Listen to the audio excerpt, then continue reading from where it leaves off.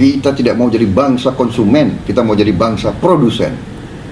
Kita tidak mau jadi bangsa importir, kita mau jadi bangsa eksportir.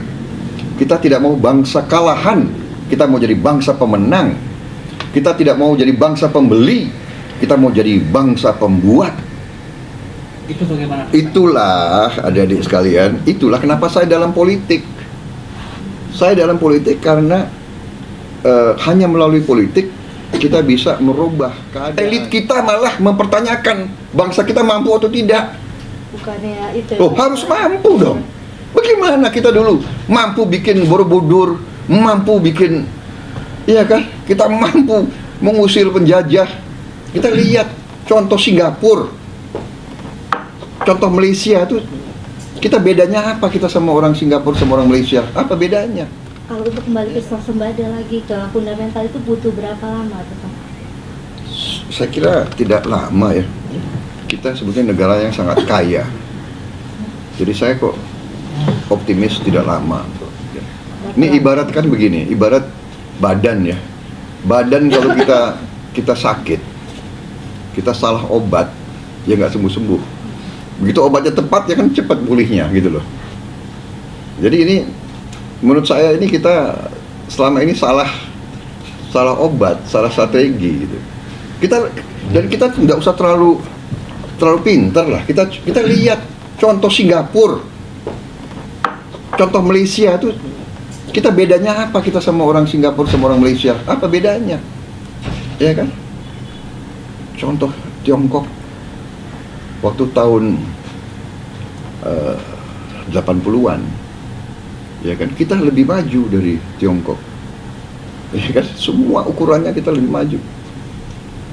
Jadi kalau saya optimis ya, ini masalahnya harus ada strategi. Kalau salah strategi ya sama dengan tadi saya katakan, Anda sakit perut minum obat pilek, ya nggak sembuh-sembuh. Ya kan? Hah? Sekarang kan banyak Ya. banget ya untuk di pangan itu dimainkan oleh mafia-mafia, terus apa namanya, politisi itu Kartel. Nah, itulah itu bagaimana? itulah adik-adik sekalian, itulah kenapa saya dalam politik. Saya dalam politik karena hanya melalui politik kita bisa merubah keadaan.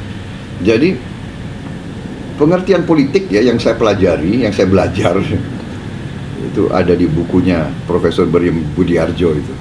Ya, pengertian politik, keinginan memperbaiki kehidupan masyarakat.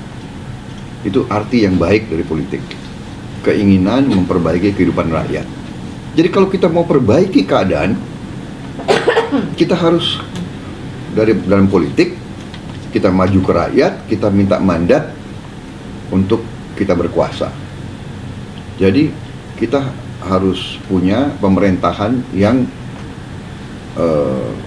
kuat, tapi harus bersih, harus efektif, dan harus punya strategi yang benar-benar pro bangsa sendiri dan pro rakyat sendiri. Kalau udah itu, saya kok sangat optimis ya. Saya masih, karena itu saya masih mau di politik. Kalau saya anggap tidak ada potensi lagi ya sudah. Ya, tapi ini saya semacam gergetan ya. Kita begitu kaya, kita begitu banyak potensi. Ini tinggal strategi yang benar, manajemen baik, pemerintahan yang bersih, kita cepat bangkit. Malaysia bisa, apa bedanya kita sama Malaysia? Thailand sama, kita orangnya sama. Kalau Anda jalan di Kuala Lumpur, nggak ada bedanya Anda sama orang Malaysia, ya kan? Nggak ada badan. Kita kalau sekolah di luar negeri sama-sama, kita sering lebih unggul kok dari mereka di sekolah, ya kan? Lulus kita lebih baik. Jadi saya kadang-kadang saya memang gemes ini masalah apa, leadership, masalah kearifan, masalah will, kehendak ya. Kita harus punya will yang baik. Jadi saya sangat optimis ini. Tidak terlalu lama. Berapa lama Pak kira-kira untuk dia terlalu lama? Iya, katakanlah.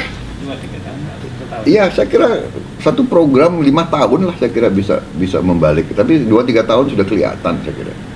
Iya kan? Termasuk memberantas kartel-kartel itu Pak saat ini?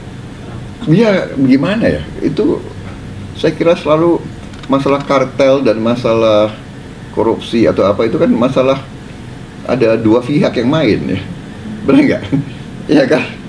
Jadi ya kalau pejabat pemerintah juga terlibat atau ingin cari keuntungan dari jabatannya, ya akan subur begitu, ya kan? Kembalilah, kita itu nggak usah terlalu muluk ya. Bangsa lain bisa kok, bangsa kita tidak bisa. Ya, itu aja. Dan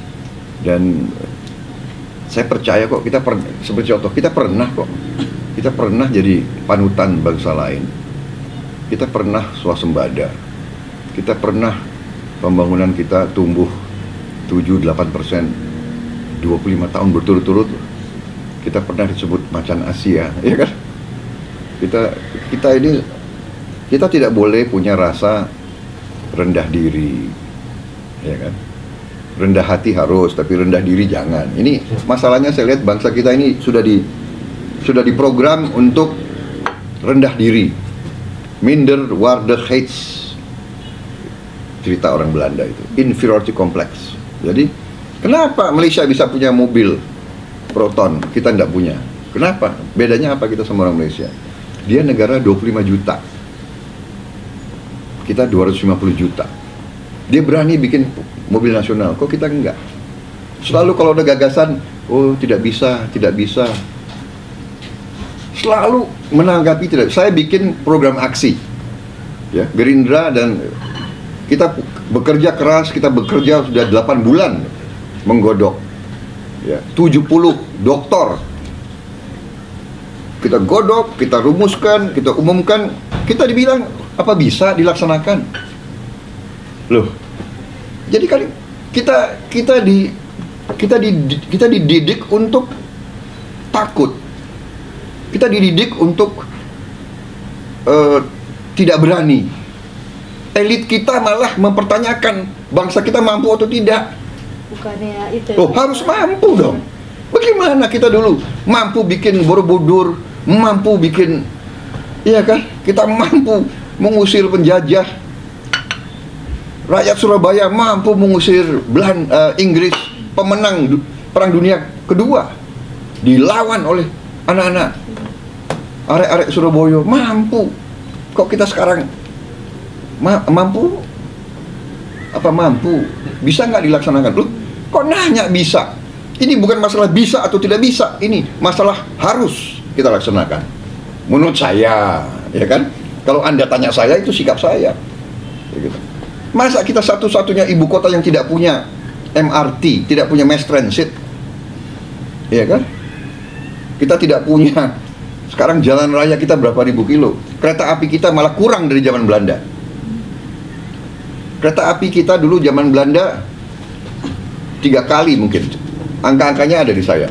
Why is this impossible? 3.000 km itu kalau dibagi 5 itu 600 km, ya kan? Nah, 600 km.